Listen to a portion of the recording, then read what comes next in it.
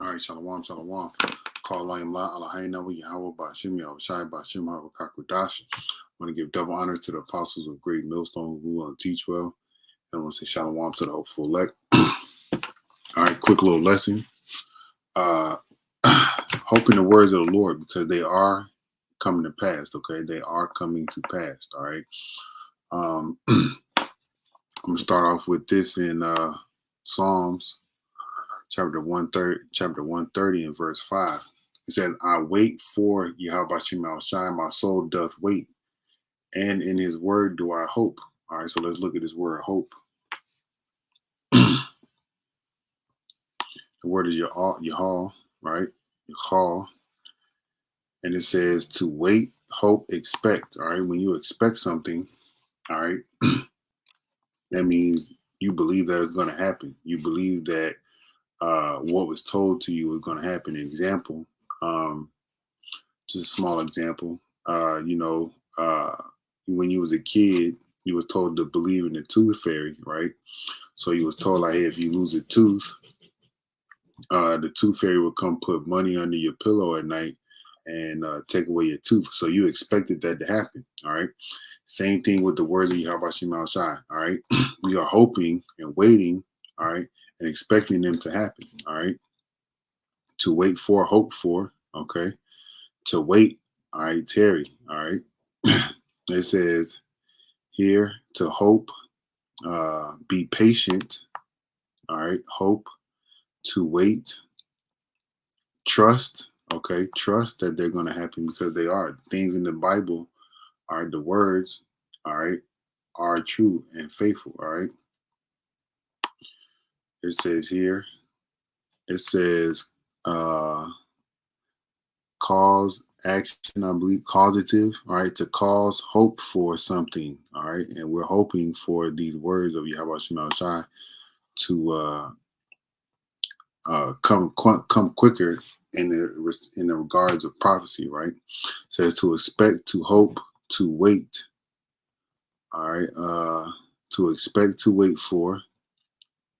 All right, so we are waiting for things to happen, and as we are waiting for the kingdom of heaven, and as we are waiting for things to happen, all right, waiting for the hope, waiting for the Lord, hoping for the word, right? Things are happening around the globe, okay? All right, so let me go here. Revelation 13. You know what this is going to be about because it's coming to pass, okay? It's here in your face, all right? It's Revelation 13, and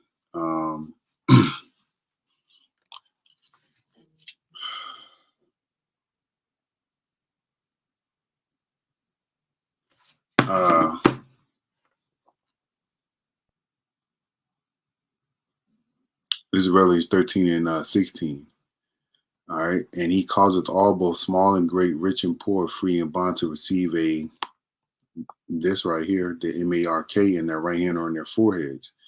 And that no man might buy or sell save he that had the MARK or the name of the beast or the number of his name. All right. This is coming to pass. Okay. Why?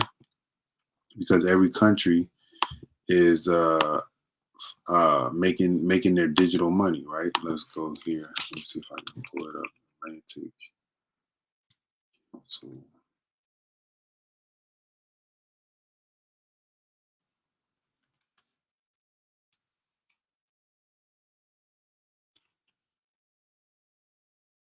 see. Right, Atlantic Council shaping the global future, right? And the part of the shaping of the global future is the digital currency and the way it's being used, right? So let's see, search central digital, I think it's here. Right here, bam, right? So this came out last year, December 14th, 2021. And this is where you see all the countries that have their digital currency in play or in a process. And America is in the process of showing forth their digital currency, right? So here You got here 11 launched, all right, which is purple, right? So here in Nigeria, all right, you got Jamaica, you got the Bahamas, all right, and it tells you what they can use it for, all right. Launched, use case in retail, architecture, all right, underlying technology, access, account, all right, and technology partnerships, e-currency mint, all right. Same thing, access through an account, right? And the account will be digital, all right, but to access it, all right, it will be either here in your hand, either or on your forehead, right? Let's see. So 11 countries have it launched, 14 are in pilot, 26 are in development, 47 are in research. And right here, research, all right, America's in the research process, right? But as they get out of the research process and into the development process and the pilot process, right? Just like most of these other countries are, there's going to be a change in how the currency is held. All right, as you see, it's being changed in the sense of the use is going to be all right. It's still going to be used to buy and sell things, but what I mean is it's not going to be paper anymore, right? It's still going to go out there and buy people things that they so-called need, right? There was something here that I wanted to see.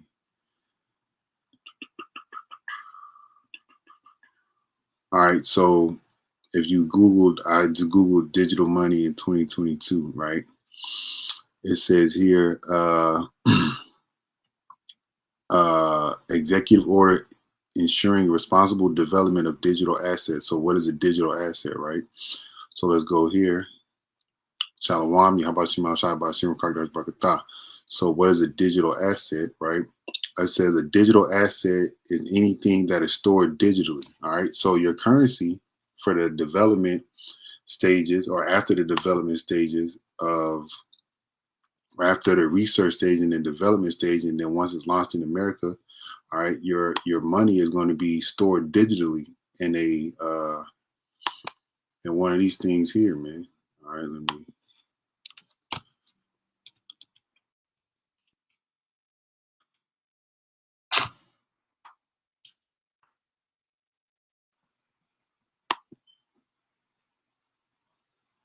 All right, one of these things that you see here. All right, this is how it's going to be stored. Your money is going to be stored in this sense, right?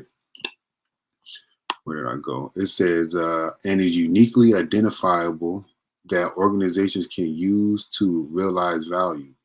Examples of digital assets include documents, audio, video, logos, slide presentations, spreadsheets, and websites. Okay. All right. It says anything that is stored digitally. So your money, even your money on your phone is digital, right? In the sense of you can open up your bank app and see how many digits or dollars that you have inside your bank. Until you go physically get it out of your bank, it's still in digits, right? So it's digitally stored. So your money is a digital asset. Now all they're going to do is transfer it to this thing right here, all right? This thing right here, all right? That's what they're going to do. So the form of payment is going to move from this card or cash to your hand, all right, or your forehead, okay? So that's what's coming to pass, all right? Hoping in the words of the Lord, this is coming to pass, man. You can see it, all right? You should be able to see it. You can just Google anything or look up social media-wise anything in regards to payments via RFID technology, right? RFID chips, all right? What else I got down here? All right, so I got Matthew 24.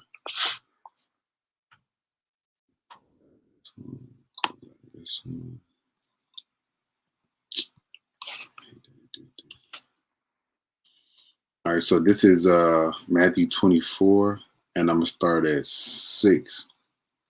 It says, and this is the Lord speaking. Let me make sure I put it in red letter. It says, and ye shall hear. All right, and let's go back up. It says, signs of Hamashiach's return. All right, so that means we're getting closer to the return of the Lord as time goes by.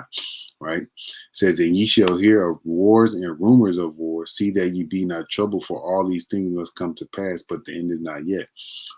Every time a kingdom is taken down, there was a war. All right, amongst countries. All right. And there's a war that's going on now, all right, that's going to lead up to World War III, and then eventually having the Lord draw all the armies to the land of judgment, all right, Yahweh Shaphat, okay, to destroy them. 2 Ezra 13th chapter, right? It says, for nation shall rise against nation and kingdom against kingdom, all right? Ukraine has been a very focal point in regards to nuclear war, all right? Ukraine has been a stage, a playground for America and Russia and China to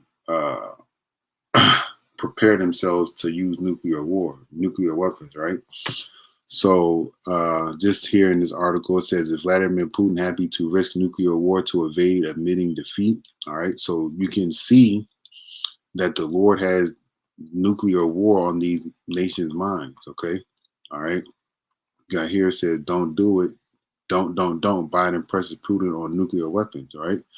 So here you go. Biden warns Putin to not use tactical nuclear weapons.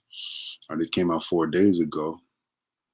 It says, U.S. President Slow Joe Biden has warned Russia not to use chemical or tactical nuclear weapons in the war in Ukraine. All right, so if they choose to, right? If Russia choose to, America has some. I'm sure they have some plan, all right, where they're going to retaliate, right? But all the while this is going on, there has been video surfacing and news articles on the news surfacing, especially in the New York area, where it's telling people to, prepare for a nuclear strike, right? And here it says Russia and the U.S. are entering dangerous. Let's see what it says. Let's go here, because this is all about the wars and rumors of the wars, man. All right, that's coming to pass. All right, it says Russia and the U.S. are entering dangerous and uncharted nuclear territory. Here we go, nuclear territory, man. All right, these nations are ready to wipe each other out, man. But the Lord's going to do all that, right?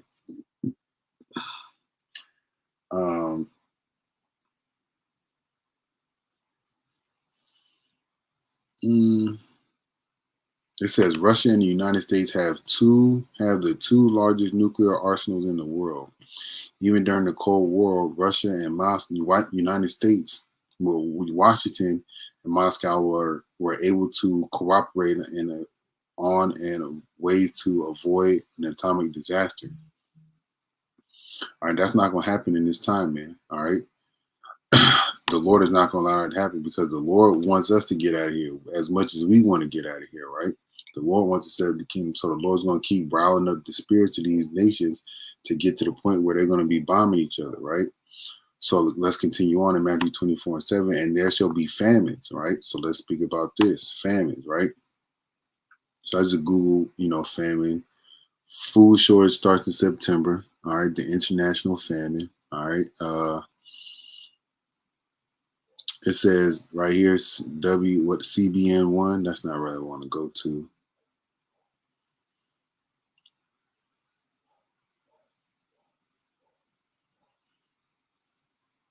All right.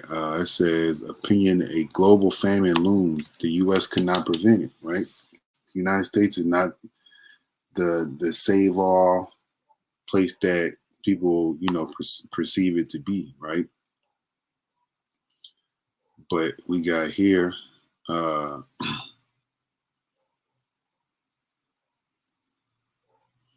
let's see. I just want to find some key points in this article. All right, here we go. Food supplies are running low because of Russia's unjustified war in Ukraine. All right, both Russia and Ukraine are large exports of wheat, corn, sunflower, and fertilizer, among other agricultural products. Many of the exports went to parts of Africa and the Middle East, and they simply aren't a lot of food, aren't a lot of other extra food supplies to make up for the losses. All right, so war is a cause of famine. All right, plus you got all these weather anomalies that's happening. Saw an article a couple of weeks ago, maybe last week, where it was going to rain so much in Southern California that it was going to flood out the crops that's down there. Okay. Let's see.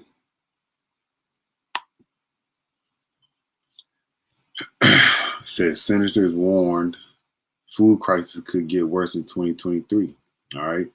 Says the executive order of the World Food Program says the global food crisis stands to get even worse in 2023 because of the possible reductions in farm production due to shortage of affordable fertilizer. Not only that, during the whole C-19 situation, they had these farmers destroying their crops, man. Okay. Let me see. Here we go. World Food, I don't know what that is. World Food Program. All right, chief raises alarm on potential food shortages in 2023. All right, New York World Food Chief Program Chief David Beasley raised the alarm Wednesday on Capitol Hill. This was in May, about the possibility of global food shortages next year if Russia does not lift its blockade of Ukraine grain exports and send out its own fertilizers to world markets. All right. Well, this is why, as a country, you should not allow, all right, or rely on outside. I'm gonna say vendors. All right. Okay, because Ukraine is an actual vendor if they're sending food, export grains or whatever to certain countries or to America, which is not coming in, and that's stopping food growth. Okay.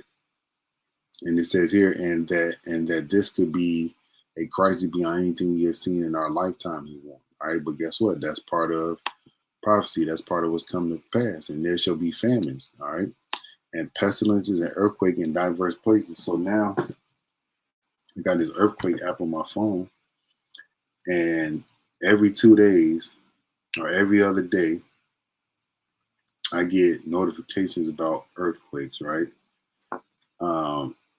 So, and then I get the notifications about 6.0 earthquakes, right?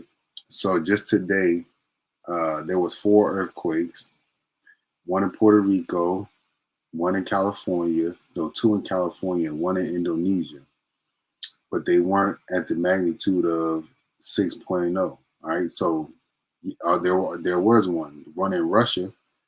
It was a 6.0 magnitude earthquake. That was today. There's a lot of them in California, China, but they're not above the 6.0 magnitude where I'm getting notifications, right? There was one in Mexico that happened today at 4:17, a 5.8 magnitude. All right, there's a lot of earthquakes that happen today.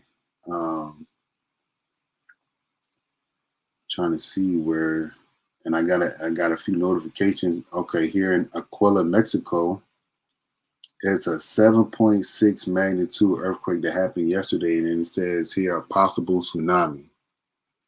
All right, let me see. All right here. I don't know how well you can see it, but that's what's coming, man. These things are happening, man, and they're happening at a fast rate, but it's not being recorded everywhere. Well, when I say recorded everywhere, it's not being shown in the news everywhere, right? You also have, small earthquakes here and there in Hawaii, more in California. Trying to see if there was another 6.8 In Ottoman Japan, there was a 5.0. In the Solomon Islands, there was a 5.5. In Taiwan, 5.5. In Taiwan, Lugu, all right, there was a 6.9, and that happened yesterday. And it comes saying the same thing, possible tsunami, right? Possible tsunami. Let's see. The Lord's just turning up, man. All right. That's the whole point. So hope in the word, because the word is coming to pass. Okay. Ezekiel 37, because this is also a part of the word of the Lord coming to pass, where Israelites will rise up as the word, of Yahweh Shema Shai spread throughout the four corners of the globe, right? So this is Ezekiel 37 and 1. I'm going to read the 10. The hand of Yahweh Shema Shai was upon me and carried me out in the spirit of Yahweh by Shema Shai and set me down in the midst of the valley, which was full of bones. Let's see what that word bones says. Let's see if it's figurative for anything, which we know, speaking about dead Israelites, dead in the sense of not knowing who they are, right? Doesn't say figuratively in any regards. Let's see what they got down here.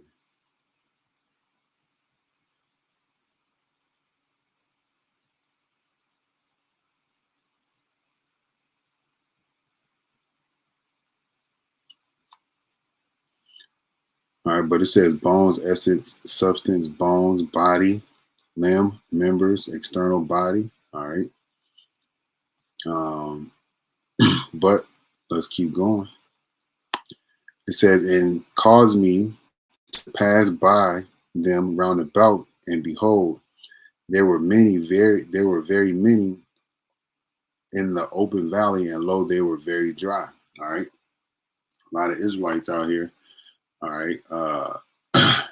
There's a lot of Israelites in the world, and speaking in this regards, all right, there's a lot of individuals that are receiving the word, right, and they're waking up and they're becoming that great army, right? And then you have Israelite groups throughout the four corners of the globe further pushing that spirit of Yahweh Shema Shai through the internet, through social media, all right, and through just fellowship and through just ministering on their own accord, just possibly the Lord putting the spirit on you to tell somebody that they're Israelite, so on and so forth, right? It says, and he said unto me, Son of man, can these bones live? And I answer, O Yahweh power, thou knowest. And again he said unto me, prophesy unto these bones, and say unto them, O ye dry bones, hear the words of Yahweh Shema Shai. And this is this what we're saying? Is not this what we're saying when we got on the highways and byways? All right, hear the words of the Lord, because when you hear the words of the Lord, you get the understanding of who you are, right? You get the understanding that you are a man of God, right? A literal man of God, right? Not just how these people say it in the Christian church, right? But literally, you are one of the sons of God, right? It says, verse 37, thus saith Yahweh power unto these bones, behold, I will cause breath to enter into you, and ye shall live. And that breath is the spirit of understanding, man, which the Lord has given us by way of Yahweh Shai's sacrifice, Revelation, the 5th chapter, right? And I will lay sinews upon you, and will bring up flesh upon you, and cover you with skin, and put breath into you, and ye shall live, and ye shall know that I am Yahweh Bashim El Shai. And how will we know the names of the Lord if there wasn't a man, all right, starting off with the men of Great Millstone out there teaching Yahweh Bashim El Shai? How will we know the Lord, right? How will we know that we Israelites? How will we know these things if there wasn't somebody out there doing that, right? Verse 7. So I prophesied as I was commanded, and as I prophesied, there was a noise, and behold, a shaking, and the bones came together, bone to his bone. And when I beheld, lo, the sinews and the flesh came up upon them, and the skin covered them above, but there was no breath in them.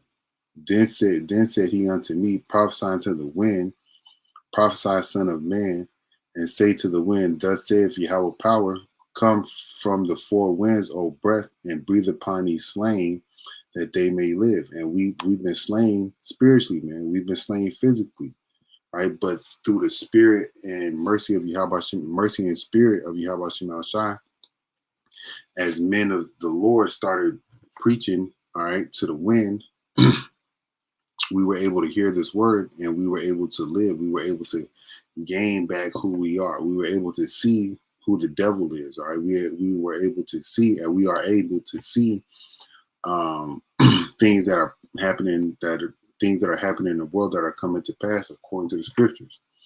It says here, so I prophesied as he commanded me, and the breath came into them, and they lived and stood up upon their feet, an exceeding great army.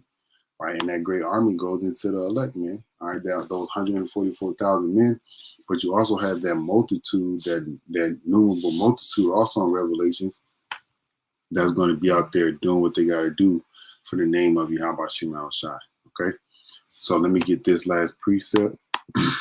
But these things are happening. These things are coming to pass. This is why you must hope in the words of Yahweh Shem Shai, man. All right, this is Ezekiel chapter 12.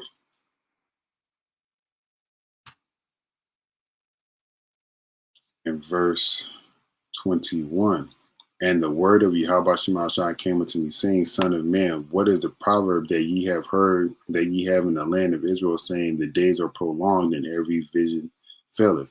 This is what the 2/3 of our people are saying, right? They have no hope, no trust and confidence in the Lord. So the things that the prophets are saying, they say it's taking forever, right? It's never going to come to pass. Therefore tell them, thus saith Yahweh power, I will make this proverb to cease. So these things that Jake is out here saying that, oh, you know, the same thing I've been hearing this since my great grandma was alive, you know, it ain't happened yet. It ain't gonna happen in my lifetime, right? So they just ignore it. So the Lord's gonna cause that to stop, right? And they shall no more use it as a proverb in Israel, but say unto them, the days are at hand and the effect of every vision. So these visions, all right, that the prophets had before us are coming to pass. Okay, the words that Yahweh Shem Shai have set up for us to teach in this time are coming to pass. It says, for there shall be no more any vain vision nor flattering divination within the house of Israel. There's the point. For I am Yahweh, I will speak, and the word that I shall speak shall come to pass. All right. And how does the Lord speak to humans? Through the prophets. Okay. It shall no more be prolonged. For in your days, O rebellious house, will I say the word and will perform it, saith Yahweh power. And the Lord is in the midst of performing his words now, man. Okay. You see the wars and the rumors of wars, you see the famines, you see the CHIP coming, and you see the Israelites standing up in great boldness, man. All right. Against the ones that have afflicted them. So Lord, will you see, and you can hope in the word, because it's coming to pass. It may not come to pass in the sense that you understand it, but if you piecemeal things together through the news and the articles, well, let me rephrase that. It may not come to pass in the way we want to understand it, clear as day, right? But things are coming to pass that the scriptures are saying, but you have to piecemeal it together based on what you see in the world, based on what you see on the news, based on what you see in your day-to-day life. All right, things are coming to pass. Okay, so Lord, will you is edified, call Lion La Alahai Nawa Yahweh by Shem Shai by Shem Kakudash. We give double honors to the apostles of Great Millstone who want to teach well. Kwam Yasharala, Mawafa Ba, Ba'ah Mahar, Adawan Yahweh Shai, Kwam Yasharala Shalom.